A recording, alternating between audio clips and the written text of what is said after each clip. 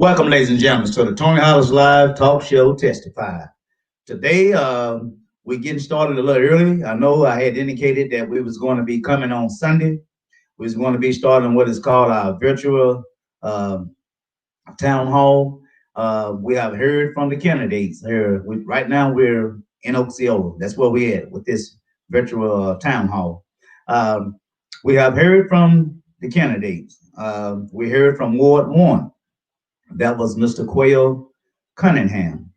Um, Unfortunately, he couldn't be with us tonight. We'll probably have to try to bring him on again. He wanted to go ahead and close out um, his pitch, if you will, to his voters in Ward 1 as to why he believed he's the preferred candidate.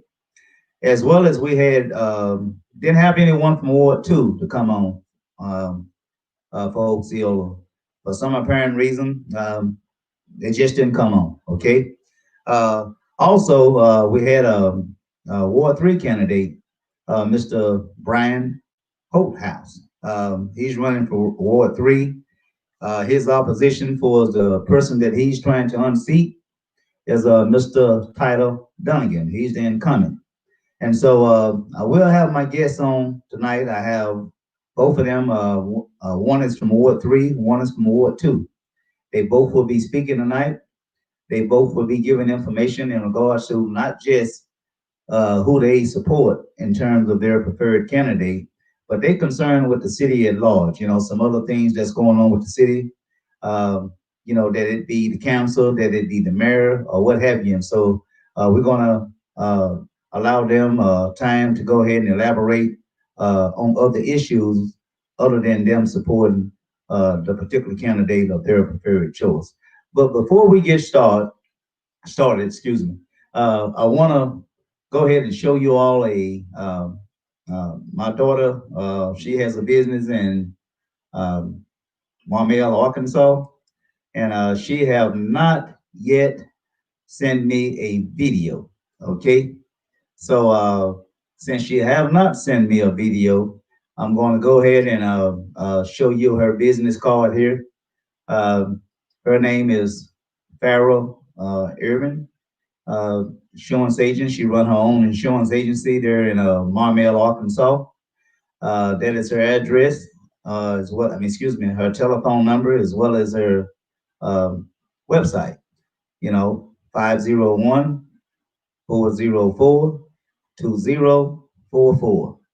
That's Farrah Irvin at American-national.com. 9209 Marmel Boulevard, Marmel, Arkansas 72113. And of course, she have some things that she do in terms of for her clients. Uh, she have, of course, she have insurance, auto insurance, as well as this time of the year, which is winding down now. She also have she provide tax services to her clients. She's a notary public, and so those are some things she do in addition to selling insurance.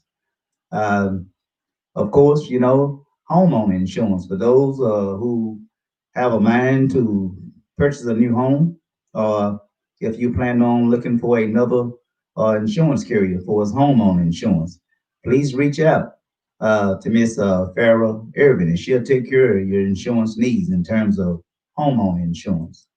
Of course, it's not just homeowner insurance. So many of us believe that it's not necessary to take out renter insurance. Just keep in mind, your content in terms of what's inside the apartment or the house or whatever, that it be electronics, that it be furniture, whatever, for the most part, if you don't have renter insurance and you lose those contents, uh, please know you're out of your pocket. All right. Of course, she got agro business insurance. This has to do with the farmers, I imagine. Might have a bad crop, bad year, or whatever, or could be due to the weather. Uh, as we know now, could be due to this pandemic. And so she do offer that as well. And last, business insurance. Many of you who has a small business, I think the law would require you or make good sense just to be funded. And so whatever business you have, please, you do want to get some type of business insurance to protect you and your business. All right. Well, that's the business snapshot for today in regards to uh, Miss Farrah Irvin. Please get by and do pay her a visit. Now, we're going to get to our guests. I think many of you know down in Osceola, Arkansas, that is a, a city that I grew up in, a city that I boxed in, graduated from high school, got family there. And so I do have a vested interest in that community. I like to see it prosperous. I like to see it pull itself up out of the economic crisis, if you will, as it relates to, I think everyone knows, the elected rates. And so I'm going to be bringing my guests on, and I want them to introduce themselves, and they will tell you exactly which particular ward that they represent, and we will let them speak to you uh, to share with you who is their preferred candidate for their particular ward and what opinions, or shall I say, what suggestions do they have in regards to uh, how Osceola uh, can be revived? Let's just say that word. But without any further ado, I want to bring on uh, my first guest. I think I'm gonna put them both on the screen, and her name is Miss Amanda. I hope I pronounced her name right. Caitlin. How you doing, ma'am? I'm doing good. How are you doing? All right. And my next guest is Mr. Matt Chancery. How you doing, sir? I'm doing great, sir. All Pleasure to be right. I here. appreciate. Glad to have you all here. It's always a pleasure to see the citizen take a vested interest in their community, speaking out for their community. It's just real good to be involved. And I want to say that before we get started, I always like for my guests to introduce themselves. And so just give us a little brief um, information, exactly who you are, how long have you lived in Osceola, that sort of thing. So we'll start with you first, Miss Amanda. I'm Amanda Ellis. I have lived in Osceola for over 12 years now. I'm a transplant from Memphis. Mhm. So I have been here for 12 years and I have seen enough in the last 12 years to know that we definitely, absolutely need change. I am from All right. support of Brian. Okay, you want to repeat that? You went out. You're from Ward. I am from Ward 2 and I am in support of Brian Holthouse. You say Ward 2? Yes. Oh, okay. Thought perhaps maybe you you said Ward 3. I didn't know. But anyway, uh, we're going to next come to our next guest, and we're going to allow him, Mr. Matt Chancery. Let's go ahead and let you go ahead and tell a little bit about yourself, and of course, uh, who's your preferred candidate? I am Matthew Chancery. I've lived on and off here. After I was 14 years old, I moved from Daytona Beach, Florida to Dice and then to Osceola the following year when I was 14. Um, I noticed a town that was prosperous and watched it being run in the ground for 30 years and nobody stood up and said anything. And we should have had this fight 20 years ago, but we chose not to. So I'm in support. I live in Ward 3. I mean, I live in Ward 2, which is Sandra Brand's ward, and I support Sally Parks in that ward, Uh-huh. and I am also campaigning for Ward 3. I'm campaigning for Brian Holthouse. Well, okay then. We got everything out of the way in terms of who we are, um, what particular ward we're from, and we're going to go ahead and just roll into it in terms of telling us why you support the preferred candidate that you are supporting. You can start whichever order that you prefer. And so first we'll come with Mrs. Amanda, we'll just let you go first and just tell us what are your concerns. First of all, who's the preferred candidate of your choice? Ryan Holthouse. Ryan Holthouse, and that's Ward 3? Yes. So tell us a little bit about, first of all, before we start talking about why you support him, and there may be some things in regards to why you support him, and there may be some reasons as to why you oppose his opponent. And so, but first of all, go ahead and tell us a little bit about, why are you supporting Mr. Brian Holthouse, candidate for Ward 3 City Council? We absolutely need change. And I do not believe that the change is in Tyler at all.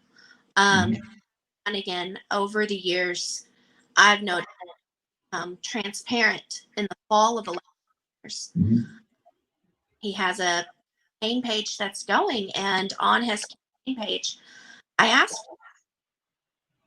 a couple questions, and without answering the legitimate question, I was blocked on the page and unable to ask any other questions. And the questions were, why did you have your campaign material made outside of Osceola when you did not have to? I do, correct me if it's made in Colorado. Now, Tyler Dunnigan has always fought support local, buy local, invest in our economy. Then why did you spend money else?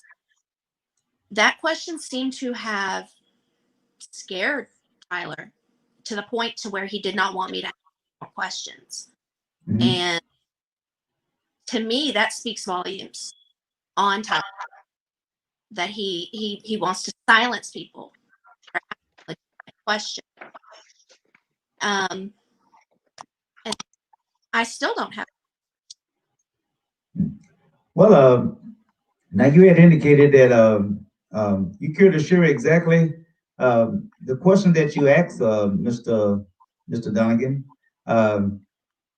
Were they questions concerning the economy? I know you had mentioned something about for I guess a council person who like to try to support locally. I think your concern was, why was he buying his campaign literature outside When local, inside of, right? And that, to me, that's a legitimate question, and I feel a lot of people like to know that.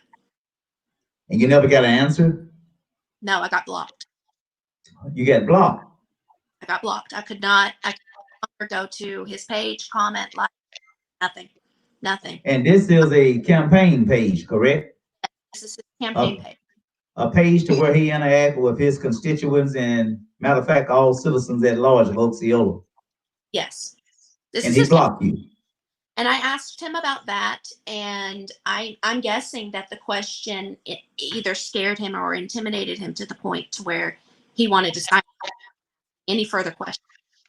And so what do you think about that? I mean, this is a candidate that you're trying to communicate with him, trying to learn why he made a particular decision versus whatever. And I mean, how do you feel about a candidate, responding to you in a way to where, I mean, do you think it's disrespectful that he blocked you? Extremely disrespectful.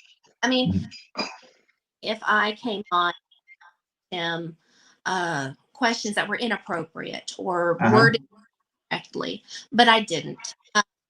Me, it shows character on Tyler's behalf that he doesn't things, and he's trying to hide. Maybe he doesn't want the city of Osceola to know those things. For me, that speaks on him, candidate. If I can't speak with you and have a conversation with you about something you are doing, and you are to block from asking it, why? What else are you? That's what I want to know. Well, I think that's that's a fair question.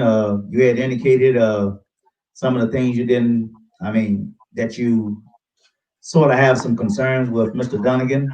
Uh, but just real quick before we get to Mr. Matt Chancery, just tell us a little bit. We heard why you oppose Mr. Dunnigan, but give us a little bit about why you're supporting Mr. Brian Holthouse.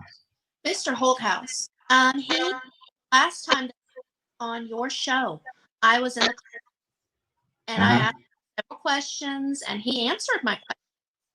And then the next, much to my surprise, he found my address.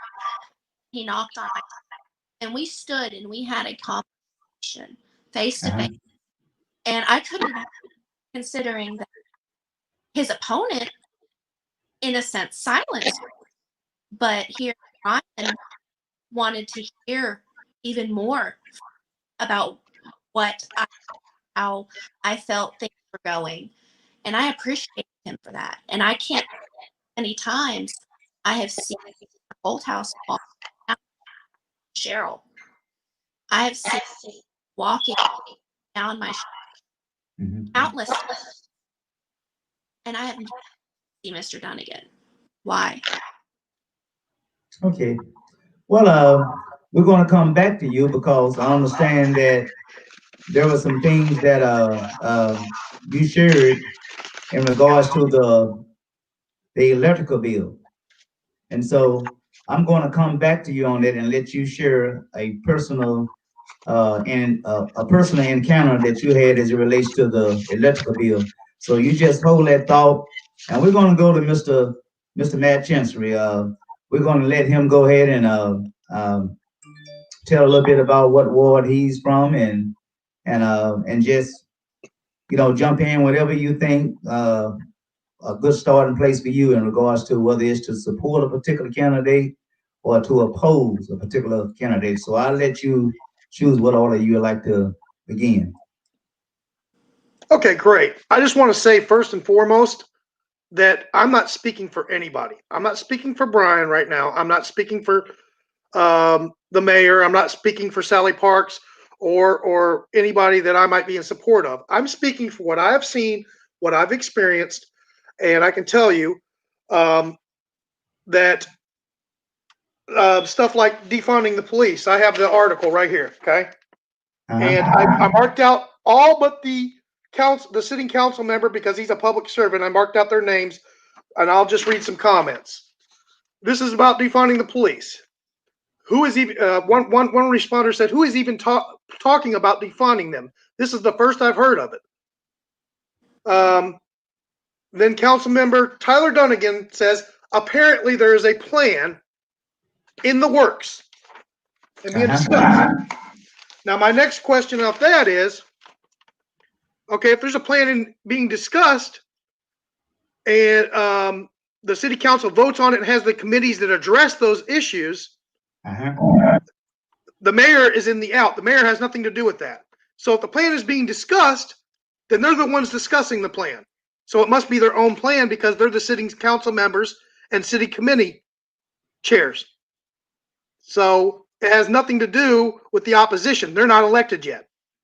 Well, let me ask you on defunding the police. Now, I did speak with the chief. I think it was yesterday, as a matter of fact, I believe. Now, according to the chief, Chief Collins, he did indicate that the mayor did visit with the police department, and she assured them that there was no plans to defund the police department or do anything for the fire department. So I know you had put up the article there. Why do you think, well, first of all, we don't know who's doing it unless you know, but why do you think they're trying to put some fear in the community in terms of, putting it out there in the community about defunding police and fire? Do you think that was cause some type of fear among the citizens of Osceola? And if so, what would be the reason for it? Okay, my opinion on that one is we have a new mayor after 28 years. She served one budget. Okay, so she's only been involved in one budget in the last 30 years because she's only been in office 2 years, and the budget she proposes, she doesn't propose it until November 30th. So she's only been involved in one. Okay, my thought process on that is they attack the mayor, but the real target is their opposition to on the council seats, because the mayor has she's not even in that loop. Okay, she hasn't even proposed the new year. So what happens is she proposes things in November, okay, the budget and all that.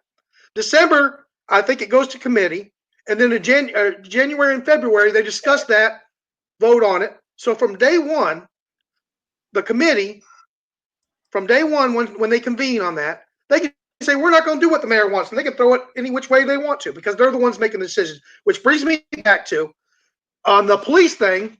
Stanley Williams is the chair. Okay, he was the chair before the new mayor.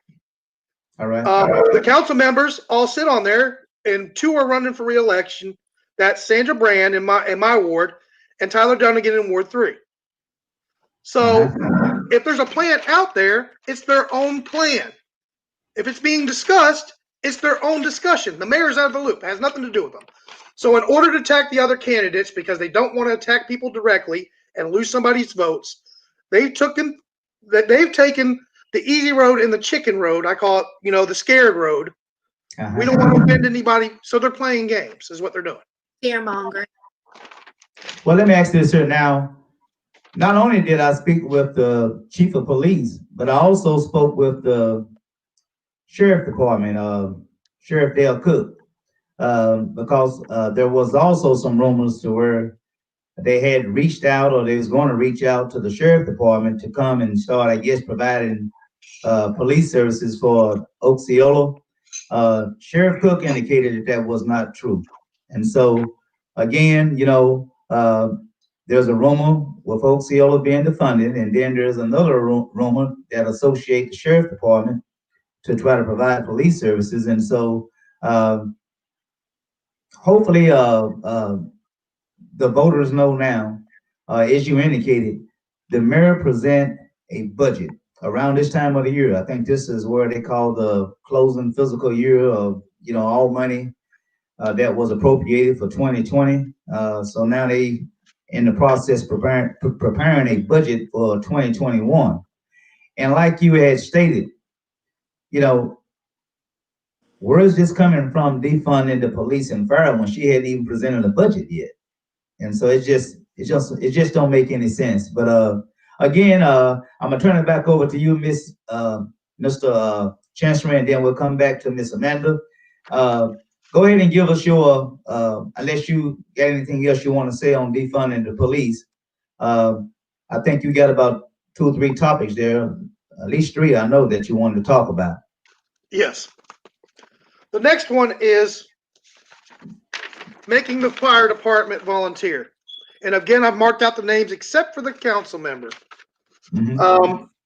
When he put this up, there's a rumors going around that certain members, if they're elected, they're going to make it volunteer. They haven't shown any proof. They just put the lie out there, or they put the rumor. Right? Okay, I'll say that, and then vote, and then the residents can decide if it's a lie or not. Okay. One respondent to this said, "Oh my gosh, how silly! Are they trying to destroy Osceola altogether?" And then another one responded, "No, ma'am, not to my knowledge. The pandemic caused a lot of workers from all over the state to have hours cut. Some were with what they made, and a unemployment check made more than working full time. Fire and police were not cut. I volunteer at the shelter, and to my understanding, the fire chief volunteered one man a morning to help clean the dog shelter, as the only worker could not give meds, buy food, set traps, pick up animals on the hours that she was working. No police, no fire people or police were ever laid off or their hours cut." So this is where during the pandemic thing. So what it is they put the lie out there, and then everybody goes into a ruckus. We got to defund the mayor, because that's been put on there in comments. No, we're going to defund the mayor first.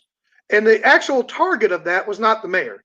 The actual target was to peg certain candidates as being in supportive of the mayor, so their dirty work's done shady and their dirty work's done in cahoots, basically. All right. And before we let you go to your next topic, want to go back to Miss Amanda and let her share her story. She shared the story as it relates to the electrical rates in terms of how the city is somewhat working with the residents in terms of their power, staying connected. And so we'll go ahead and allow you to share a little bit of your story. And for whatever it is, did you reach out to your ward council rep, and if so, what did he say, if anything?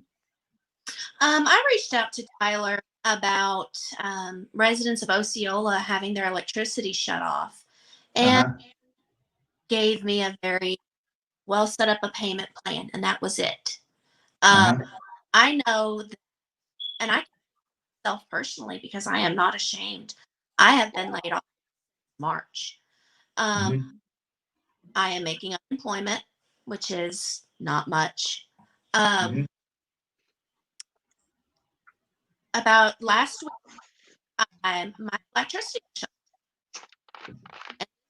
16 days on my light bill. 16 days later, my lights were disconnected. I went up there and was told I needed to pay an additional $200 to reconnect my lights. And that are virtual learning right now.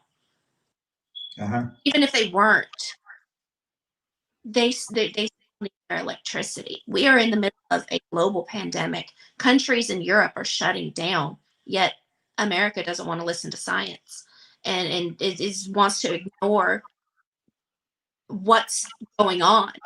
And for the city of Osceola to feel that it is okay to shut off of the residents right now is, in my opinion, deplorable. And I don't know how they sleep at night. Shutting lights, because the majority of Osceola is low income. Not the majority. The majority is low income, low poverty level. Why are they lights off on people? $600 one month.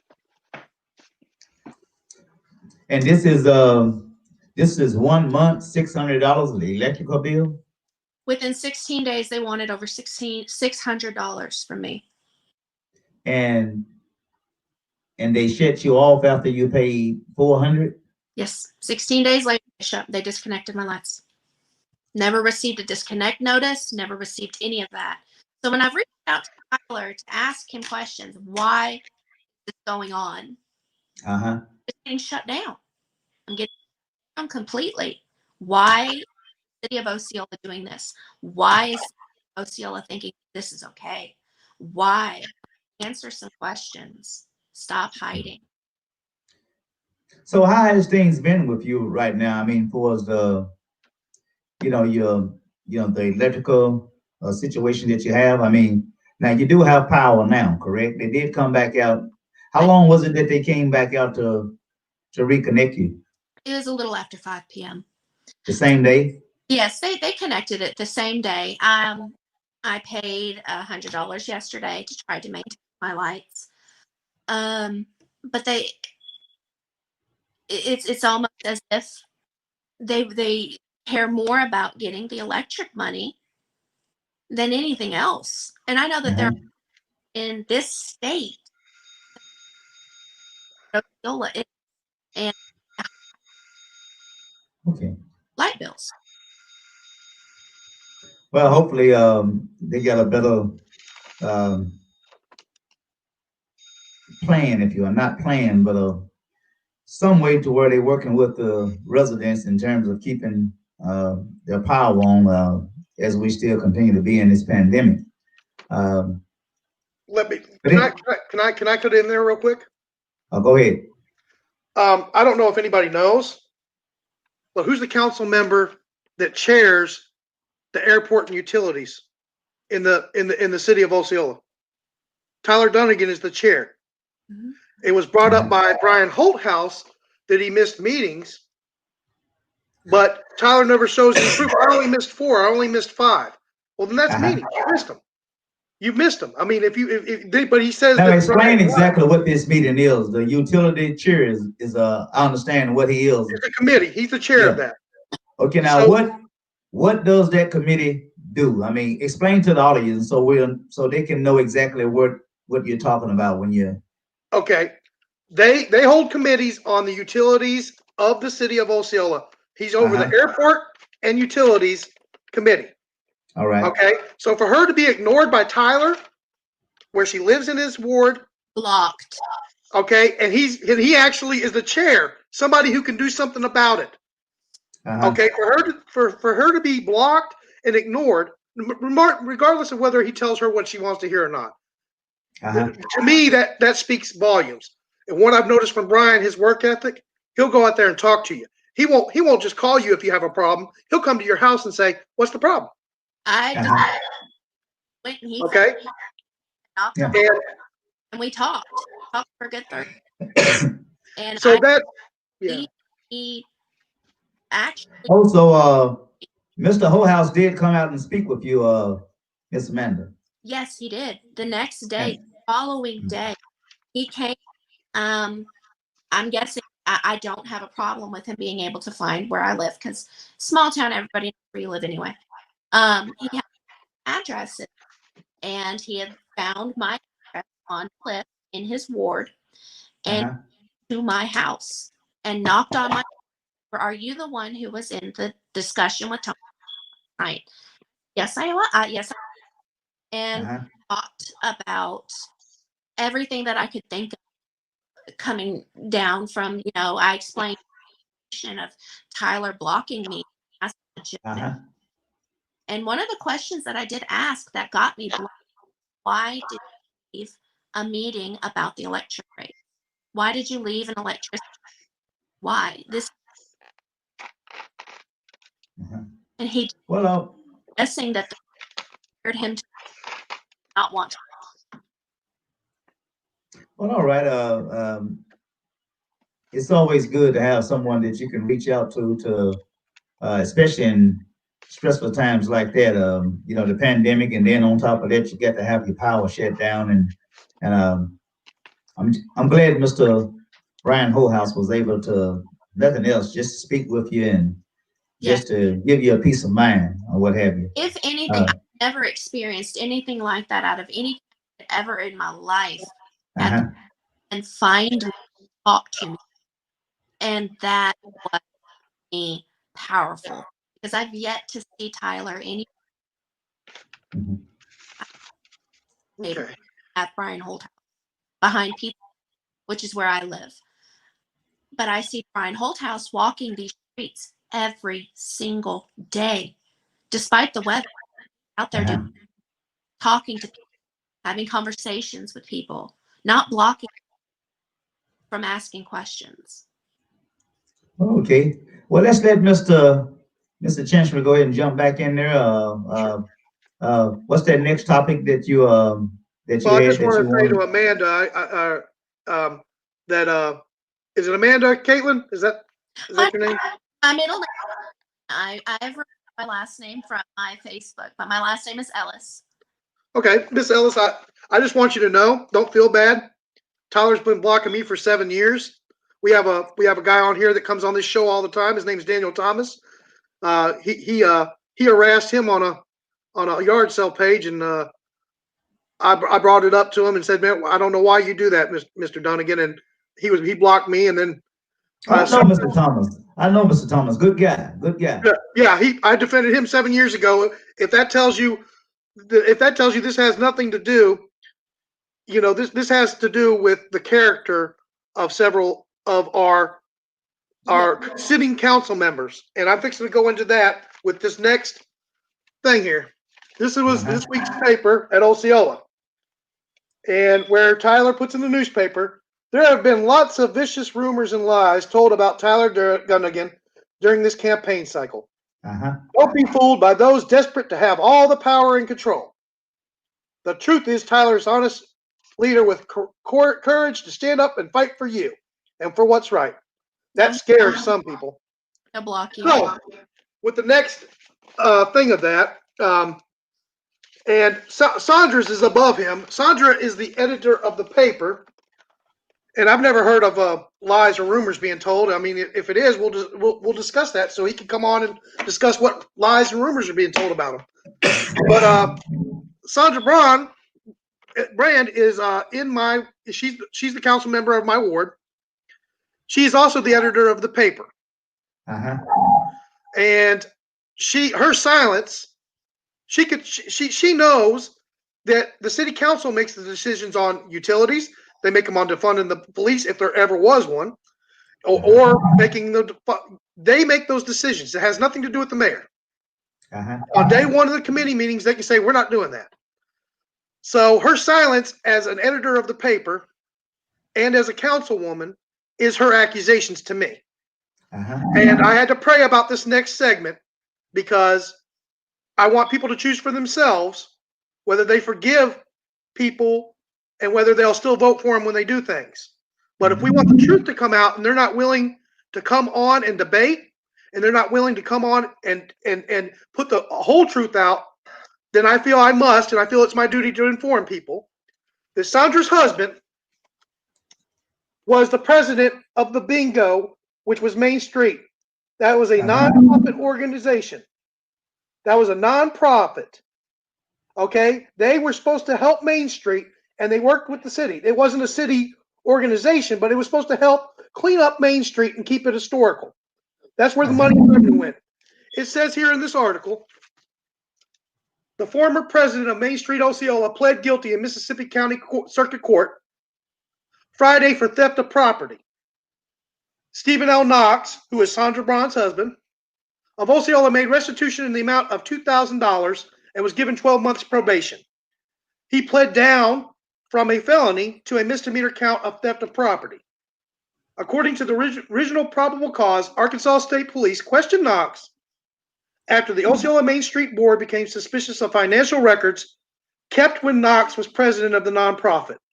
Knox was not affiliated with the organization at the time of the investigation. The affidavit stated 2 people with the Main Street Osceola Board of Directors met with police in January 2014 and said there were discrepancies with financial records that had been prepared by the president Knox. During the investigation, witnesses gave police a copy of an unauthorized check of $2,150 written from Main Street Osceola to Stephen L. Knox. This affidavit stated the check was also signed by Knox. Knox eventually told investigators that he'd gotten behind on his finances and needed money. So, my next question is, as far as Ward 2 goes, and she's the editor of the paper now, the local paper. There was an article done at the time on page 6 that was blurred out to where nobody could understand what it said. And I've had 3 people tell me they were unaware before they went to go vote that this was connected. So my next question is, if we vote for Ms. Brand, are we voting for Councilwoman Brand? Are we voting for Steve Knox's wife, Sandra Brand? Or are we voting for editor Sandra Brand? Which one are we getting? It blows my mind. Well, let me ask both of you this here. In regards to what you just read, the article there, I'm familiar with that incident that occurred. But explain how to the audience that this criminal act that was committed by, I think this is her husband, correct? Correct. Explain how his criminal act probably will, I mean, there's a conflict of interest there. Concerns. I mean, explain how his criminal acts somewhat may interfere, or shall I say, have some effect, if you will.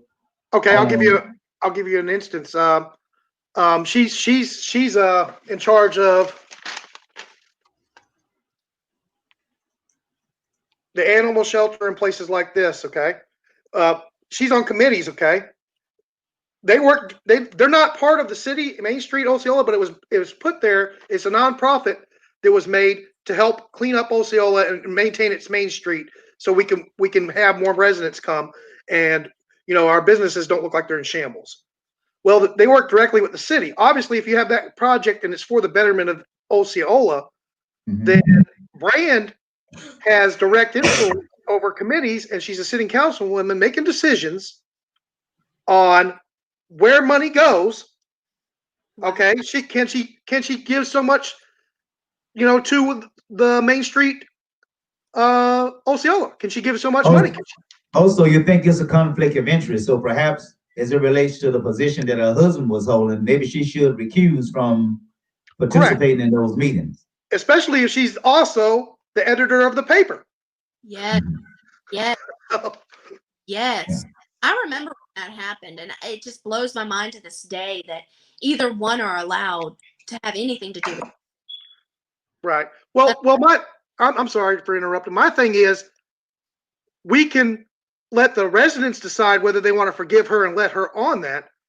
But if it's been suppressed and nobody knows about it, and then we have all this coming out about so and so wants to do this and so wants to do that, then let's come on. That's the reason why they don't want to come on and debate, because they know the whole truth will come out, not just the opinions and the smears. All of it will come out. That makes sense. Can she be trusted with funds? Can she be trusted with city funds? You want to repeat that? Are you saying the question now is, can she be trustworthy? That makes me wonder, can she be trusted with funds? Or is she going to steal it? That's the thought process that goes along with her husband's already stolen money from the city. So is she? He hasn't stolen it from the city. He stole it from a nonprofit that was to help the city. But at the same time, if his wife has influence of finances, she's a council member, she gets to vote on the finances, where the finances that the city wants to give to nonprofits or give to clean up Osceola. Yeah. Then she can't be trusted to do that. No. If her husband's place like that. I completely okay. Yeah, I understand what you're saying. So what you're saying is that for the most part, there should be some type of, if this money is to be appropriated to a particular department, nonprofit, or what have you, what you're saying is that really the councilwoman, Miss Brand, she should not be having any type of discussions or participation, if you will, in any discussions as it relates to something that may call her to be placed in what is a conflict of interest. Or I would say that she's an editor of the paper too. Anything that has the appearances of that. So we have a free press, right? So anything that has appearances of that as an editor. So my thing is, it's a conflict of interest. She needs to decide which one she wants to be. Does she want to be editor, or does she want to be councilwoman? And if residents of Osceola want to forgive her or forgive her husband and still think she's trustworthy, they can decide on it. But it needs to come out in the open what's happened and what hadn't happened. Yeah.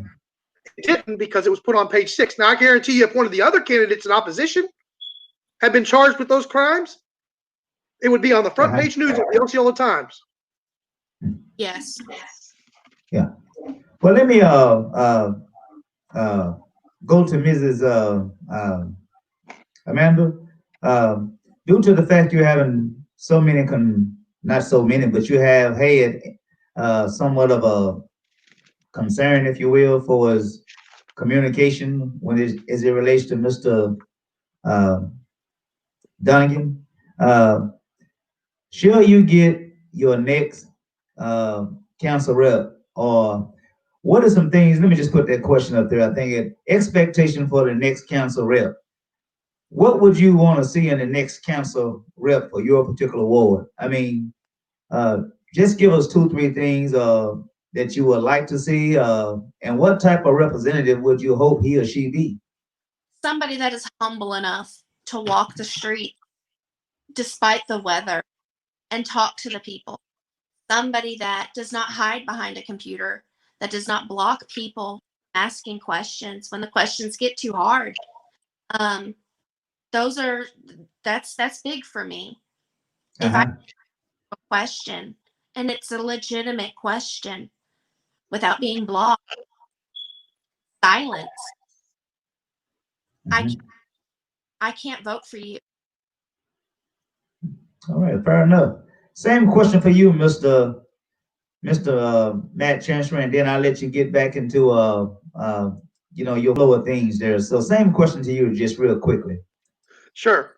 Well, I can tell you one thing. I'm helping him with his campaign. I believe in what he stands for. Brian wants to come together as a community. I've seen Brian out there volunteering. He volunteers to pick up the trash. Never says a word about it.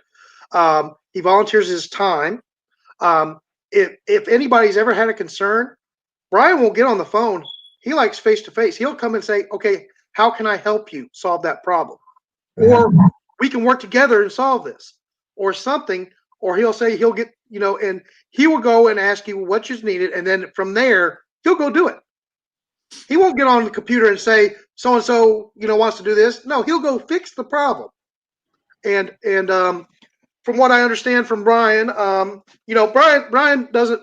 He has a moral compass. Okay, I had to pray about the last segment that I had about presenting that charge and stuff. Uh-huh. And Brian didn't want to do it because Brian doesn't want to win like that. Brian wants to win because he can get the job done. He doesn't want to win like that. But Brian's not Matthew Chancery. Matthew Chancery wants the truth to come out, and then I want to let the residents decide for themselves without being harassed, without being blocked. Tyler's been blocking me on and off for 7 years. He won't block me when I have nice things to say or that you did a good job on that, but he does block me as soon as I disagree or say, no, that's not how it works, or no, the mayor has no control over that. That's the city council. Then he blocks me. Well, I've been hearing a lot about this blocking. Of course, I've been blocked myself from certain, at least one city official, well, state official. Um, Now, to me, it's sort of at one point it used to bother me. Now it don't. But uh, how do you feel about that? I mean, from He can a block me all he personal, wants to, but it doesn't mean I'm going to stop trying to get people the information that I have. I it's want. nothing I mean, it's nothing disrespectful that you are asking of the official. I mean, is it just something that he don't like or don't want to hear, or is it you? How it happens with me is, as soon as some of his, you know, you know, downright, you're not going to convince him otherwise supporters. As long as he has an R by his name and somebody else has a D, that person, Democrat's not going to get their vote. Okay, they've already made up their mind. There's nothing you can say to them. I've been a Republican all my life, except for a few. I haven't been a Republican all my life. My first few years in life, until my mid-20s, I was a Republican. I mean Democrat, and then I switched to the Republican Party. But I'm not going to side with somebody just because there are. When we're talking about making a smaller government and a government that's going to lower the electric rates because we have a smaller government, we can do that. If we're saving money by cutting certain city employees that we can cut, not the police, not the fire department. We're not talking about that. We're talking about people that are handing out basketballs and making just as much as the police chief. That's what we're talking about. Yes. And there are some. We're talking about those people that are making just as much as the chief, but they don't have that much responsibility. We can make them fair, and we can offer that. So if they're not gonna what I believe the Republican values are, then I'm going to question them, and I'm most certainly not going to keep on with them if they're not going to take my values as I think I'm a Republican's values are and put them, out there. They're talking the talk, but they're not walking the walk. Okay, we're about 50 minutes into this now. I don't know exactly how much more you got on your plate there, but before I come back to Mrs. Amanda, Mr. Chancery, I think there was I think you said you wanted to save the candidate for last, No, I've walkthrough. already done that. I tied that into there, but I do want people to realize the mayor's not running for re-election right now. So that ought to tell you right there that any attacks towards the mayor are actually pointed at somebody else. Uh-huh. And so And here's how that's it based works. on what? That's based on the facts. The facts are that the mayor submits a budget by the November 30th deadline. She's done one so far because she's only been mayor 2 years and not even 2 years yet. So she's done one. December, the committees meet to discuss finance. Between January and February, our decisions are made by the committees with the votes of the council members. They can continue the previous budget, appropriate funding, or adopt a new budget. It's solely left up to the council. So that's how it works. So when people start shooting ammunition, let us know that if their facts are false, then their whole weapon should jam. Uh-huh. Well, I do agree with you. You have to have a council and a mayor actually working together. You know, if the business of the people is to be, pushed forward for its progress, getting those things, that has been identified in terms of what is infrastructure. I'm hearing streets is another topic that is in their need of repair, or in some cases a complete overhaul.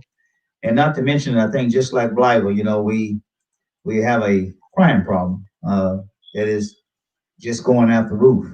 And so, any topics or any final comments that I can like you guys to close out on, starting with Miss Amanda first, that it be the whole council as a whole, or you can pretty much give a blend as why you hope to see your preferred candidate be elected. So I just turn the floor over to you and just let you close it out as to what type of Osceola that you can see, say, within the next year. We're not going to say 5, 10 years from now. I mean, but what are some short-term goals that you would like to see take place with the city of Osceola, and how you believe the council as well as your preferred candidate can make that happen? We definitely need change, and the not who is. Did you say change? You said change? Change. We need. If Tyler feels the need to not even hold his meeting about electric rates, but that's what he talks about. Mm-hmm. Something's not out there. Something is up. In my opinion, not.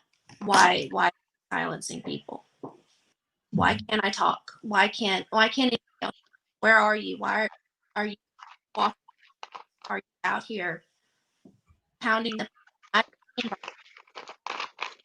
most in the month? I've yet to see Mr. GOP.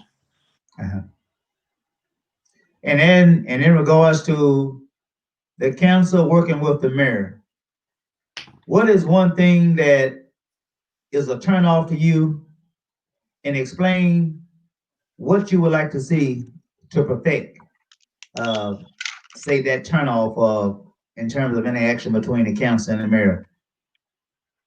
I mean, what is one thing that for example, do you believe that there's too much argument going back and forth with the council, and if so, argument about pardon me?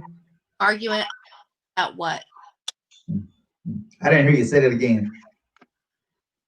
I guess is my mic on? Argument about what? Well, you just keep going in and out. Hopefully, I don't know if it's me or is it your mic system or what, but I can come in on that there. Just 1 minute for a minute. Okay, sure. Okay. You had yourself mute. Okay, now I can hear you. Oh, I can hear you now. Okay, I can hear you now. Look like you mute yourself again. Now go. There you go. We'll hand this over to Ray for a second. Okay. All right then. We'll just go ahead and cross over to Mr. Matt Chancery. Pretty much the same question, Sure. You know. Sure. Well, as I stated earlier, the new mayor has been involved in one process for 1 year out of the last 30 that we had the other mayor. And on top of that, she only proposes to the committees, and the committees, they have the debate on it, and from day one they can say that they want to just throw that out, or they can debate it between themselves and then vote on it. The only way that, and when I asked the mayor that question, she said we have to have. She said absolutely not. She does not believe in cutting, defunding any police or fire, and if any objections were made to the budget that she proposed, the only budget she proposed, that should have been made in committee with the committee chairs and the council members. So her answer to me was no, absolutely no, it's untrue. If they had objections, they should have objected to this in January, February. We're just now hearing about it during election season. So that told me, honestly, that it wasn't the mayor's issue. It was just something that they could use as their ammunition to go after their opposition. So what I want to see is this: people have spoken for mayor. So when the people speak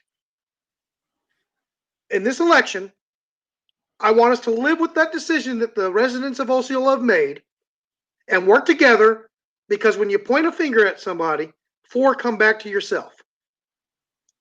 So now I've came to the conclusion that the citizens of Osceola have already won, because no matter what, whoever wins now has to own this, because it's been put out there that that's the council's decisions. So they can't point fingers at the mayor. They now own this. So I want to see them resolve the issues, and if they're going to blame somebody, just blame themselves. But all right, I have a question. Well, I don't think it's a question, it's a statement. As a matter of fact, it's Mr. Brian Hohouse that has tuned in. And so let me read his statement to you all, and then we'll come back and hopefully we'll wrap it up. But his statement is pretty much, Mr. Hollis, why won't one of the 3 people who claim they have privileged information to defund the police come forward and tell Mr. Williams, chair of security committee, that'll be Stan Williams he's talking about. He's a councilman, he's a city councilman for the Osceola City Council. But tell Mr. Williams what information they have. I don't know of any. The mayor doesn't know of one, and the chief doesn't know of one. Thus, the plan must come from current council members to do so. What have been said? I think that has been some concern, for a while now. It seemed like as of late, any business that has come before the city council, it's as if it's from some outside source that is speaking with certain city council members. For example, I think the latest, well, not the latest, but one of the incidents that was, a big blow up was that the transfer of power from the mayor, as it relates to police department, they took that power away from the mayor upon some type of motion that was offered by Mr. Tyler Donegan, and they voted on it, and they was fortunate enough to take the power away from the mayor and they transfer that power to the police chief, Chief Collins. And so there's a lot of outside interference, but any of you, I think, Mr. Chancellor, I think you pretty much hit right on the nail some of the things, well, not thing, but the statement that Mr. House just stated. That's pretty much somewhat tying to what you were speaking about, wasn't it? I certainly think so.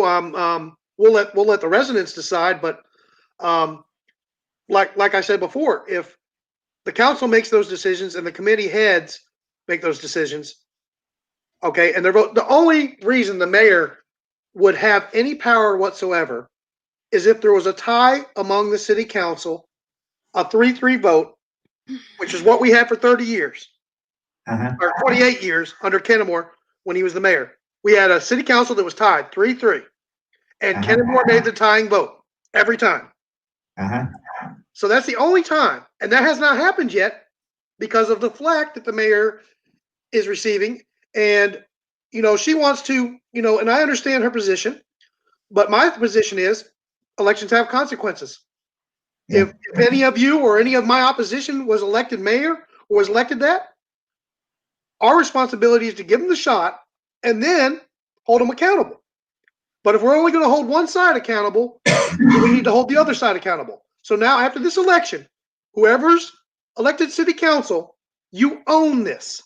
Don't blame the mayor. You voted for it. You're the one that has control of the committees. You get to set all this stuff in stone. Own it. I agree. The time been well spent. Look like we did pretty good. We held it right at an hour here. That's basically why I like to try to keep between 45 minutes and an hour. You both, you offer some very valuable information, to the city of Osceola, because, it's not just about Ward 1, Ward 2, or Ward 3. It's about the whole city of Osceola, at large. And so, I thank you both for coming on and providing the information that you did. And don't be a stranger, hopefully, if we have to come back on right before Super Tuesday, any information that you might have that you feel that need to be shared with the community, please reach out to me. Sure thing. And Thank you, Mr. Hall. With that being said, I'd like to say you all have a remaining blessed day. Stay safe, and remember, the pandemic is real. It is. All right. So until then, peace and love to you both. All right. Thank you. All right. Well, ladies and gentlemen, that was my two guests from Osceola. They came on to share as to why they either support a particular candidate or why they oppose a particular candidate. They gave some real valuable information to the citizens of Osceola. Hopefully, the citizens of Osceola, they heard these two people who seem to have a great cure for their city. Please, I will hope that you will get involved, and please do get out to vote. Okay. As I said last time, I have no vote. Okay, you're the one who are casting the votes, the city of Osceola. And I like to say that, will you please carefully look at where you have been to where you are now. And if you are happy with the representation that you have been receiving over these years, then quite naturally, you will want to vote in return that representation. But for any reason, if you believe that that representation is not what you hope that will continue going forward, then you will vote for change. And so hopefully, something was said, at least I hope so, that will stir your mind.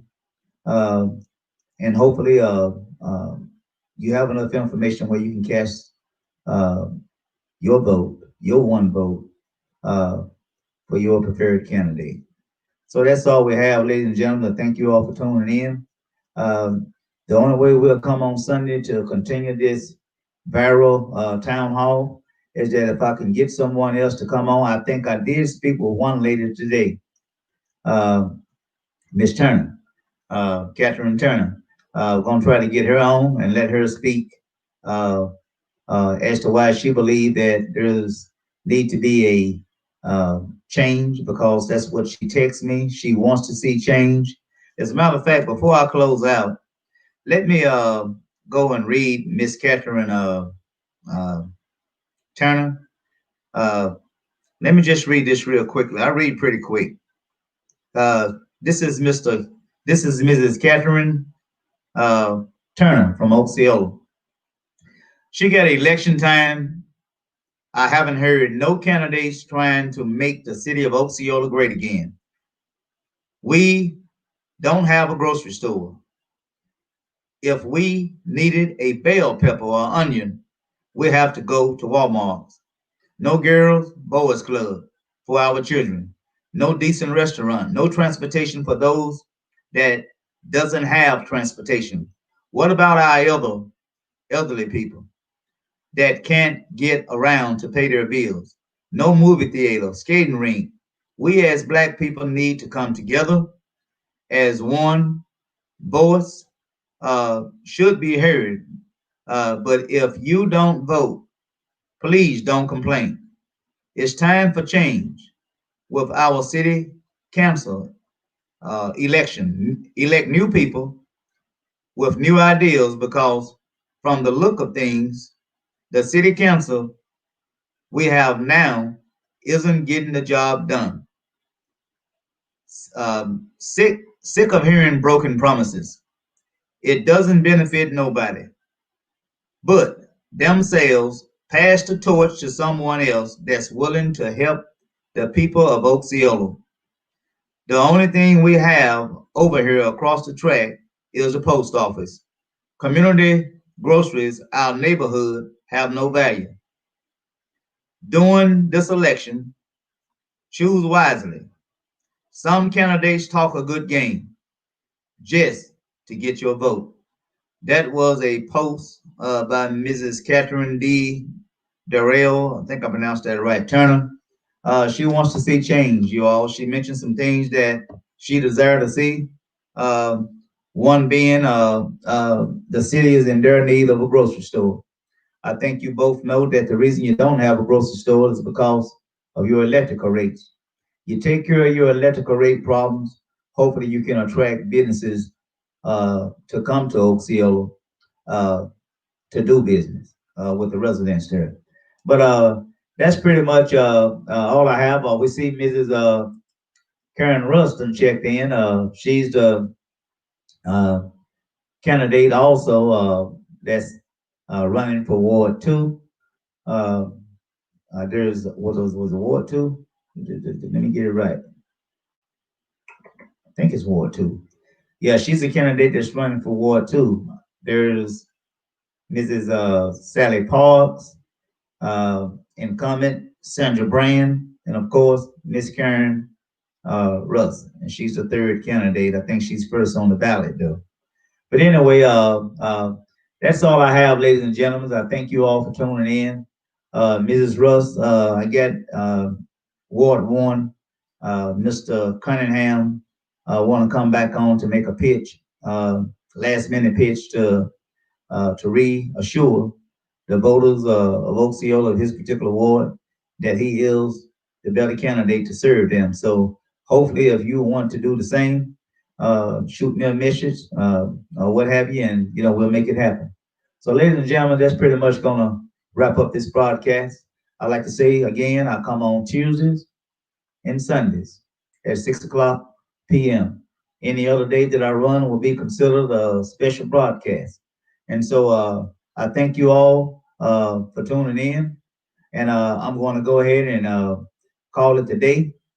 And may God continue to bless you, keep you in perfect mind and in good health. As I always say when closing out this show, peace and love, and God bless.